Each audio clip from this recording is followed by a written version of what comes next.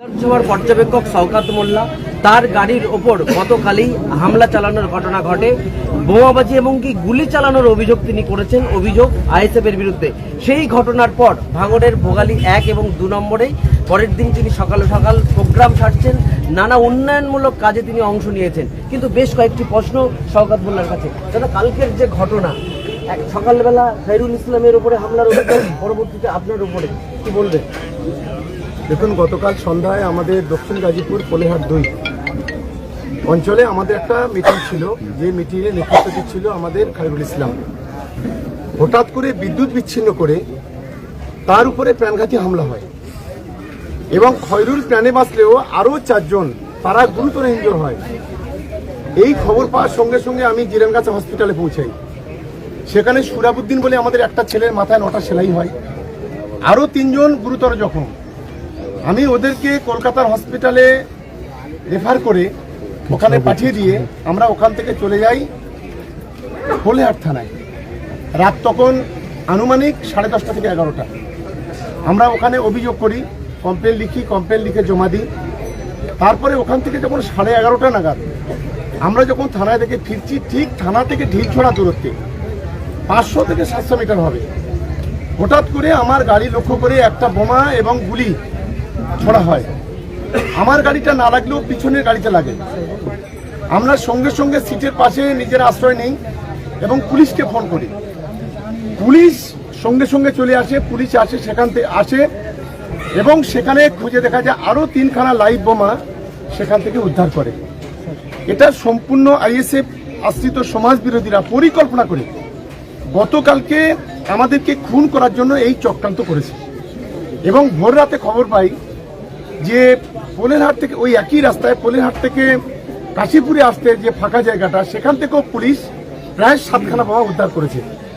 নওশাদ সিদ্দিকী একজন জঙ্গি, একজন সমাজ বিরোধীদের নেতা, একজন খুনি, একেবারে পরিকল্পনা করে খুন করার জন্য এই ধরনের চক্রান্ত করেছে। আমরা তীব্র নিন্দা করছি, তীব্র ধিক্কার জানাচ্ছি। আপনি জেড ক্যাটাগরির নিরাপত্তা পান, আপনার গাড়ির ওপরে যদি হামলার ঘটনা ঘটে তাহলে সাধারণ মানুষের নিরাপত্তা কোথায়?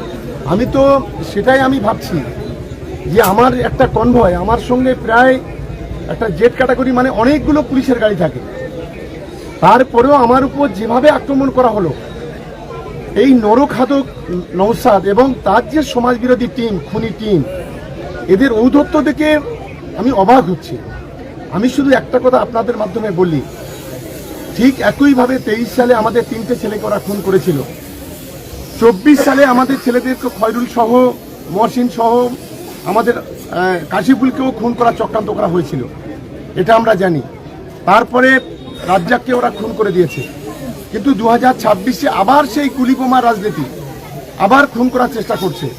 কিন্তু যতই চেষ্টা করুক, যতই আমাদের গুলি করুক, যতই আমাদের খুন করুক, তৃণমূল কংগ্রেসের কর্মীদের দমানো যাবে না, এটা আমরা একেবারে সতর্ক করছি। বিদায় ঘন্টা বেজেছে, খুব সময় অপেক্ষা।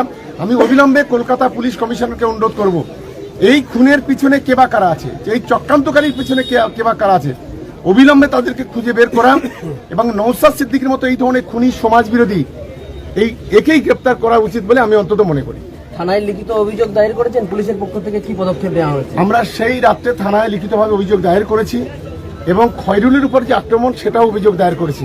আমরা 2খানা কমপ্লেন লঞ্চ করেছি। এখন দেখা যাক পুলিশ কতদূর কি করে। এবং আগামীকাল বেলা 3টে আমরা একটা প্রতিবাদ মিছিলের ডাক দিয়েছি দক্ষিণ গাজীপুরে।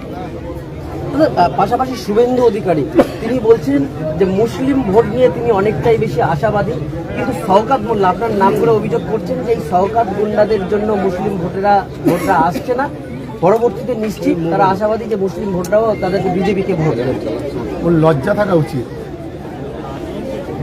একজন সবচাইতে স্বাধীনতার পর সবচাইতে একদম নোংরা বিরোধী দলনেতা, যে প্রতিদিন একটা কমিউনিটিকে জিহাদি বলে, সমাজ বিরোধী বলে, খুনি বলে, বাংলা থেকে যাদেরকে তাড়িয়ে দেওয়ার কথা বলে, সেই ভূতের মুখে কখনো নাম কখনো সহ্য হবে না, এটা বাংলার মানুষ জানে। এই ধরনের আসলে একজন হচ্ছে সবচাইতে বড় সমাজ বিরোধী। এই বাংলার সবচাইতে বড় সমাজ বিরোধী, সবচাইতে বড় মির্জাপুরের নাম হলো এই শুভেন্দু অধিকারী। বাংলার গাদ্দার, বাংলার মানুষের রুটি রুজি কেড়ে নেওয়ার মালিক এই শুভেন্দু অধিকারী দিল্লির নেতাদের পায়ে পড়ে। ফলে এর কাছ থেকে আমাদের জ্ঞান শিখতে হবে, আর এর কাছ থেকে বাংলার মানুষ জ্ঞান শিখবে যে বাংলার 10 কোটি মানুষের পেটে লাথি মারে, যে বাংলার দিল্লির নেতাদের পায়ে পড়ে বাংলার একটা সংখ্যালঘু সমাজের উপরে তীব্র থেকে তীব্রতর আক্রমণ করে। সংখ্যালঘু মানে সমাজ বিরোধী, সংখ্যালঘু মানে খুনি, সংখ্যালঘু মানে জেহাদি, যে মমতা বন্দ্যোপাধ্যায়কে মেশো খালা বলে পরিচয় দেয়, যে মমতা বন্দ্যোপাধ্যায়কে বলে যে এ একজন মুসলিম তোষক, তার মুখে বাংলার মানুষ এটা কখনো ওর এই ধরনের কথায় গুরুত্ব দেয় না।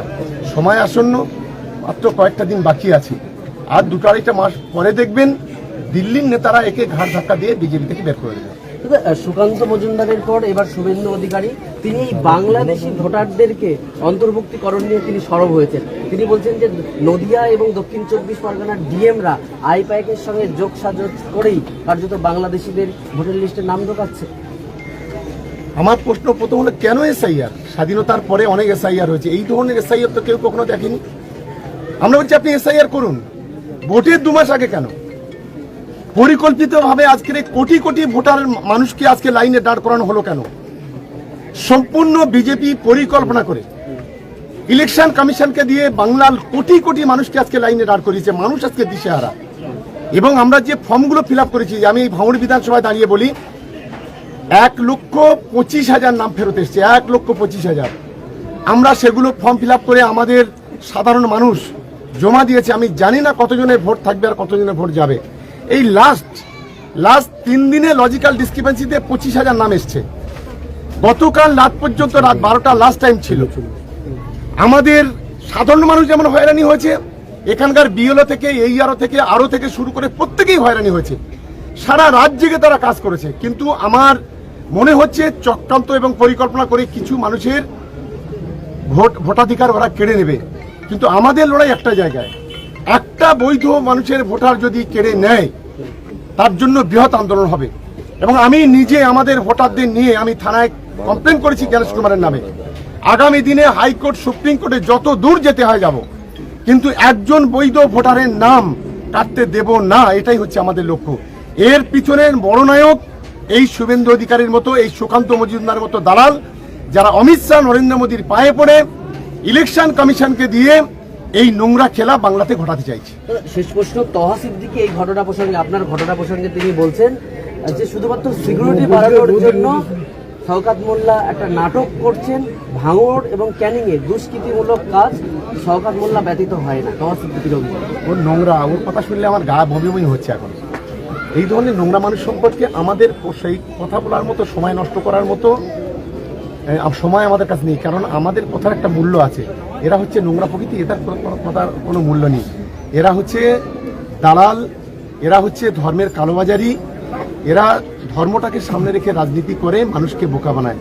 আমি সংখ্যালঘু সমাজের মানুষ জানে, সারা বাংলার মুসলমানরা জানে যে এই যার নামটা করছেন, আমার গা বমি হচ্ছে, আর খুব একটা বলতে পারছি না, সরি। শওকত মোল্লা কার্যত তহা সিদ্দিকীর মন্তব্যকে এড়িয়ে গেছেন এবং পাশাপাশি তার উপরে যে হামলার ঘটনা, সেই ঘটনায় যারা অপরাধী তাদের উপযুক্ত শাস্তির দাবি জানিয়েছেন। ভাঙড় থেকে সৌমিক এবং